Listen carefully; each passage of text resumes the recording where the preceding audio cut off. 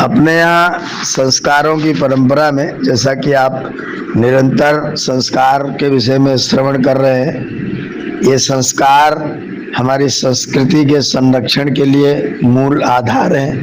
ये संस्कार हमारी संस्कृति के संरक्षण में हमारा बहुत बड़ा उपकार करते हैं। इन संस्कारों के माध्यम से हम अपनी संस्कृति को सुरक्षित करने में समर्थ होते हैं। तो एक उपनयन संस्कार के विषय में आपने इससे पूर्व में चर्चा सुनी थी। उसी उपनयन संस्कार के अंतर्गत ब्रह्मचारी को मेखला धारण कराई जाती है और उसको दंड धारण कराया जाता है।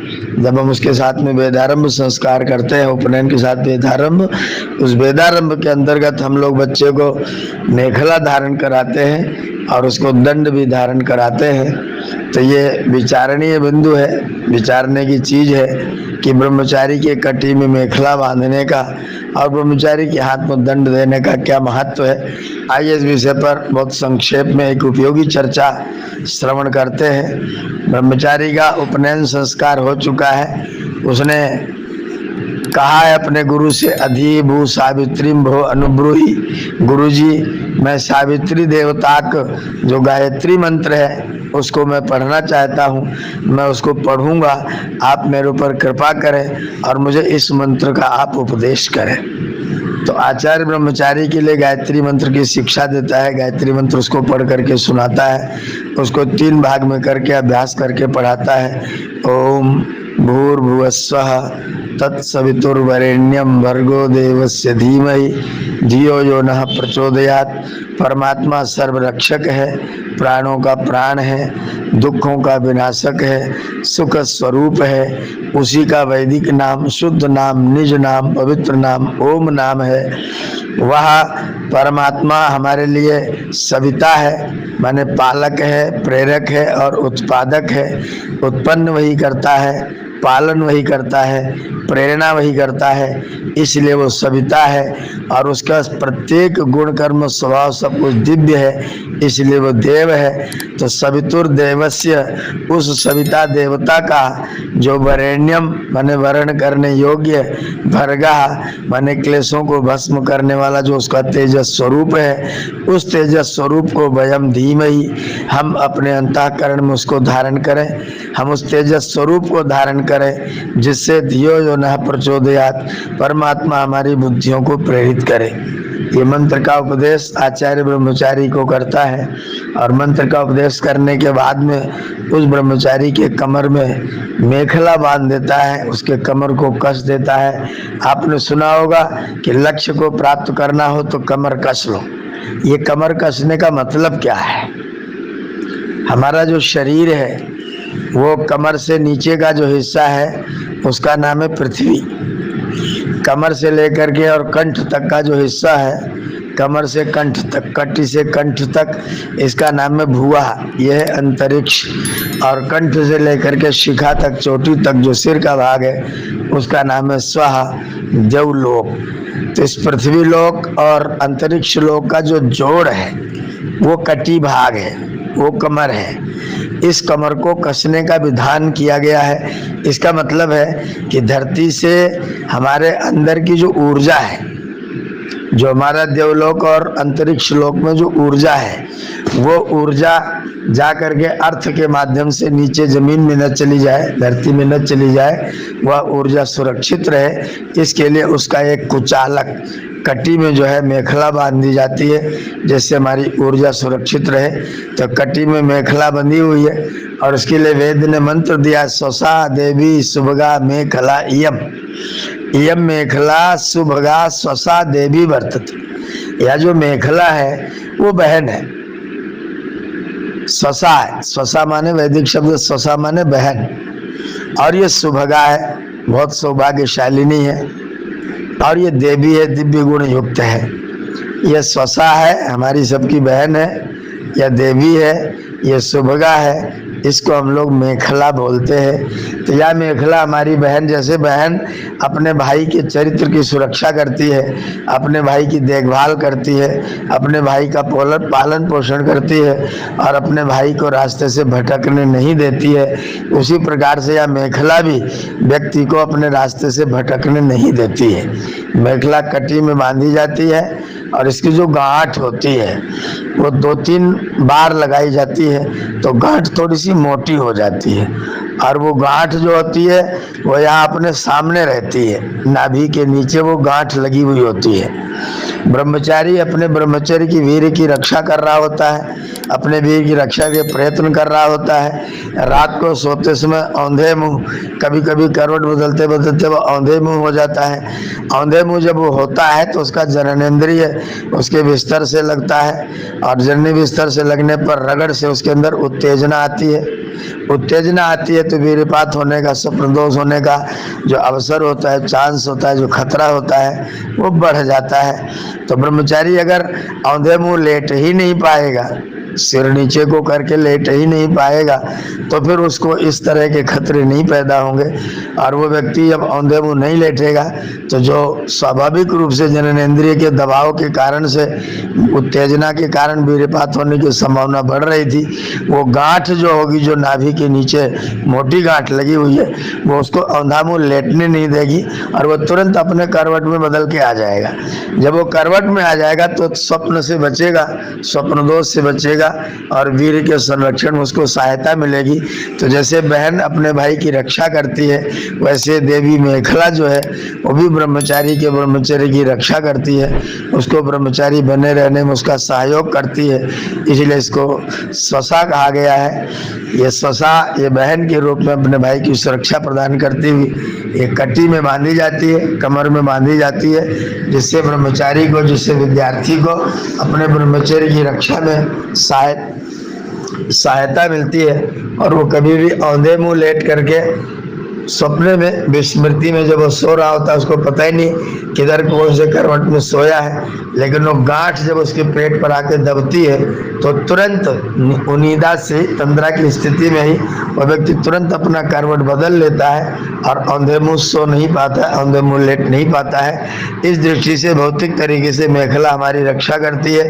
कमर कसी हुई रहती तो हमारा आत्मबल थोड़ा सा बढ़ा हुआ रहता है। हमारी कमर कसी है तो मजबूती से अपने कार्य में तत्पर हो पाते हैं। इसलिए अपने यहाँ मुहावरा है, कमर कस लो भाई। तो कमर कस लो का मतलब कटिबद्ध हो जाओ का मतलब कट्टी को बांध करके और सफर के लिए तैयार हो जाओ। तो इसके लिए मेखला ब्रह्मचारी को बांधी जाती है, जिससे ब्रह्मचारी अपने लक्ष्य की प्राप्ति के प्रति सदैव सजग रहे, सदैव सावधान रहे और जिसने विद्या को अपना लक्ष्य, इसलिए इसका नाम विद्यार्थी है। तो विद्या अर्थो यस्य सब विद्यार्थी, जिसका विद्या ही एकमात्र अर्थ है, एकमात्र प्रयोजन है। तो विद्यार्थी अपने अर्थ को, अपने लक्ष्य को, अपने प्रयोजन को ध्यान में रखे। इसके लिए यह जो मेखला है वो स्वसा के रूप में है, सौभाग्य के चिन्ह के रूप में है, जो ब्रह्मचारी के व्रत की सुरक्षा करने में उसका सहयोग प्रदान करती है, उसको कटिबद्ध बना के रखती है और वह अपने लक्ष्य के प्रति जागरूक रहता है, सावधान रहता है और सजग रह करके और फिर व्यक्ति अपने लक्ष्य की प्राप्ति करता है। इस तरीके से मेखला बांधना अत्यंत महत्वपूर्ण भारतीय संस्कृति के एक अंग है और वो मेखला मूंज की होती है, जो कि पवित्र होता है। तो कमर के हिस्से में जब वो बंधी रहती है तो व्यक्ति के मन में पवित्र विचार आते हैं, जो सूक्ष्म भाव आते हैं, गहराई के भाव आते हैं और वो सूक्ष्म भाव से, पवित्र विचारों से अपने विद्या के अध्ययन में रत रहता है, उसका मन बिखरने नहीं पाता है। इसलिए मूंजी मेखला के बांधने का विधान है, मूंज की मेखला के बांधने का विधान है। तो ब्रह्मचारी इन भावनाओं को ध्यान में रखते हुए और मेखला बंधन अपने शरीर में करता है। साथ ही आचार्य अपने हाथ में लेकर इसको दंड देता है और ब्रह्मचारी से मंत्र बुलवाता है, यो में दंडः परापतत बह्या यसा अधिभूम्याम। वो कहता है कि मैं इस जन्म से पहले सन्यासी था और जब मैं सन्यासी था तो मेरे पास में एक चिन्ह के रूप में दंडा हमेशा रहता था, या मैं अति वृद्ध था तो मेरी सहायता के लिए मेरे पास में दंडा रहता था। जब मैंने शरीर छोड़ा तो मेरा दंडा भी छूट गया। यो में दंडा परापतत, जो मेरा दंड पिछले जन्म में संन्यास आश्रम में मृत्यु हो जाने पर अथवा किसी अन्य कारण जो मेरा दंड छूट गया था, तब हम पुनराददे, मैं अब उस दंड को पुनः स्वीकार करता हूँ। दीर्घायुत्वाय बलाय वर्चसे, जिससे मैं दीर्घायु रहूं, जिससे मैं बलवान रहूं और जिससे मैं तेजस्वी रहूं, इसलिए मैं इस दंडे को स्वीकार कर रहा हूँ, इस दंडे को मैं ले रहा हूँ। ये दंडा दीर्घायु कैसे बनाएगा? आप ध्यान दें, कोई भी व्यक्ति गलती करने से चूक नहीं सकता है, व्यक्ति से गलती होती है, और गलती करने पर, त्रुटि करने पर अगर व्यक्ति दंडा अपने हाथ में लेकर के स्वयं अपने आप को दंडित कर लेता है तो वह अनुशासन में रहता है। और जब वो स्वयं दंडित नहीं करता है, आचार्यगण और कोई अध्यापक उसको दंडित करता है, तो फिर हम अनुशासन में नहीं होते हैं, फिर हमारा प्रशासन लागू हो जाता है। और विद्या की प्राप्ति के लिए प्रशासन की व्यवस्था नहीं है, विद्या की प्राप्ति के लिए अनुशासन की व्यवस्था है। जो व्यक्ति जितना ज्यादा अनुशासित है उतना ही व्यक्ति विद्वान और ज्ञानी बनता है। तो हम अनुशासन में रहें, और वह अनुशासन आत्मानुशासन रहे, किसी अन्य का शासन न रहे। कोई अन्य मेरे ऊपर शासन करेगा तो अनुशासन नहीं होगा, तो फिर तो प्रशासन हो जाएगा। तो मैं प्रशासन में न रहूं, यो में दंडा परापतत भैयासा दिभूम्याम तम अहम पुनराददे। अब मैं उस दंड को पुनः स्वीकार कर रहा हूँ, और मैं इस दंड से अपनी गलतियों होने पर अपने आप को दंडित करूंगा। यदि मेरी इंद्रियां कहीं बहकती है, मेरा मन कहीं बहकता है, मुझसे कहीं कोई गलती होती है, तो उस गलती के लिए मैं इसी दंडे से अपने को दंडित करूंगा। और जब मैं दंड प्राप्त करूंगा तो फिर दोबारा उस गलती को करने से बचा रहूंगा। तो मैं अपने आप को अपनी गलतियों पर दंडित करता हुआ अपने आप को सुरक्षित और संरक्षित रख सकूं और अपनी विद्या की उन्नति कर सकूं। इसलिए ब्रह्मचारी दंड धारण करता है, मेखला धारण करता है, और उससे पूर्व वह उपनयन धारण करता है। तो उपनयन, शिखा, मेखला और दंड ये लेकर के फिर ब्रह्मचारी वेश में आ जाता है, और फिर वह उस वेश के साथ ब्रह्मचर्य विद्या से, योग विद्या से धर्म का प्रचार पूरे संसार में, पूरे ब्रह्मांड में करने का प्रयत्न करता है। तो संसार में वेद का प्रचार हो, संसार में वैदिक व्यवस्था आए, इसके लिए जीवन में आत्मानुशासन आवश्यक है।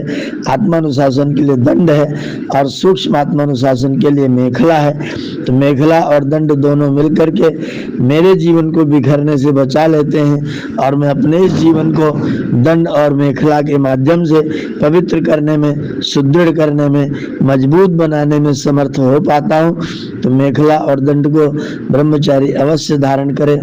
यह हमारी संस्कृति का चिन्ह है, यह हमारे ब्रह्मचर्य का चिन्ह है, यह हमारे ब्रह्मचर्य आश्रम का चिन्ह है। इस आश्रम को प्रत्येक ब्रह्मचारी धारण करे और अपने आश्रम की मर्यादा को अक्षुण्ण रखता हुआ अपने विद्यार्थी का जो लक्ष्य है उस लक्ष्य को प्राप्त करने में समर्थ हो सके। इसलिए मेखला और दंड का विधान उपनयन और वेदारंभ संस्कार के अंतर्गत किया गया है। इस संस्कार को करते हुए ब्रह्मचारी अपने जीवन में तपस्या को धारण करे, आत्मबल को धारण करे, शरीर बल को धारण करे। मनोबल, शरीर बल और आत्मबल के माध्यम से व्यक्ति इस जीवन में सर्वथा सर्वत्र सफल होता है। वह सफलता सब ब्रह्मचारियों को, सब विद्यार्थियों को, सभी छात्रों को प्राप्त हो।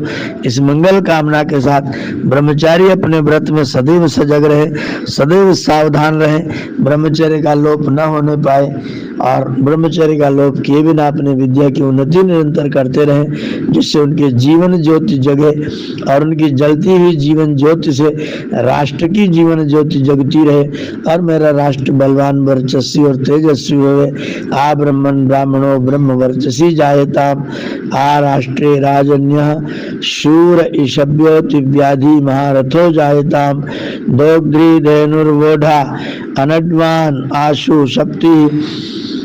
तो ये सब जो हमारे राष्ट्र के मुख्य कारण हैं, वे सारे के सारे मुख्य कारण स्वस्थ सबल होवे, जिससे हमारा राष्ट्र मजबूत और बलवान होवे। मंत्र की जो प्रार्थना थी, इसको हम पढ़ रहे थे, उसका हिंदी में किसी कवि ने अनुवाद किया हुआ है। ब्राह्मण स्वराष्ट्र में हो, जो ब्रह्म तेजधारी, क्षत्रिय महारथी हो, हरिदल विनाशकारी होवे, दुधारु गौवे, वृष अश्व आशुवाही, आधार राष्ट्र की हो नारी, सुभग सदाई बलवान सभ्य योद्धा, यजमान पुत्र होवे, इच्छा अनुसार वर्षे पर्जन्य ताप धोवे, फल फूल से लदी हो औषध अमोघ सारी, हो योग क्षेमकारी स्वाधीनता हमारी, हो योग क्षेमकारी स्वाधीनता हमारी। या स्वाधीनता हमारी तभी योग और क्षेमकारी बनेगी जब हमारे राष्ट्र में बलवत्ता रहेगी, ब्रह्मचर्य रहेगा, बल रहेगा, ब्रह्मचर्य रहेगा, ज्ञान रहेगा, विद्या रहेगी, तो मेरा राष्ट्र राष्ट्र बन करके समस्त विश्व को अपने आलोक से आलोकित करेगा।